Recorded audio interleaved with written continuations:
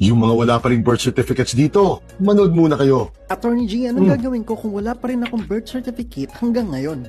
Pwede kayong mag-file ng late registration at ganito ang tamang proseso. Una, who can file? Ang pwedeng mag-file dito ay kayo mismo kung nasa tamang edad na kayo o ang inyong magulang, legal guardian, or authorized representative kung minor de edad pa kayo o hindi nyo kayang gawing mag-isa ito. Pangalawa, where to file. Dumulog lang kayo sa local civil register kung saan ipinanganak kayo. Ngunit tandaan nyo, may mga local civil register na ngayon na pumapayag na sila na ang makikipag-coordinate sa civil register kung saan ipinanganak kayo. Kung malayo na ang lugar na tinitirhan ninyo kumpara sa lugar na ipinanganak kayo. Kaya mag-check muna kayo sa local civil register na malapit sa inyo bago kayo bumiyahe ng malayo. Pangatlo, required documents. Kakailanganin mo ng negative results sa birth record search bilang patunay na wala pa talagang birth certificate na nai-issue sa'yo. Kailangan mo rin mag-submit ng affidavit of delayed registration upang mapaliwanag mo kung bakit walang birth certificate na na-issue sa'yo. At kailangan mo rin mag-submit ng mga authenticated copies ng supporting documents mo katulad ng baptismal certificate, school records, medical records, affidavits, at government IDs mo.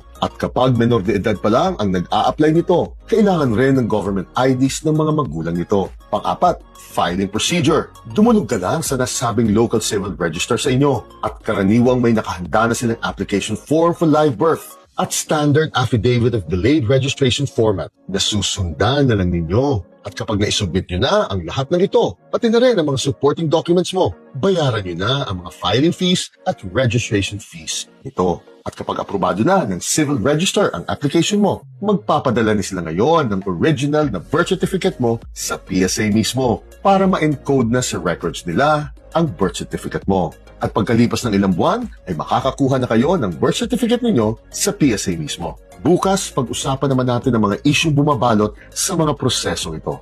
Chine.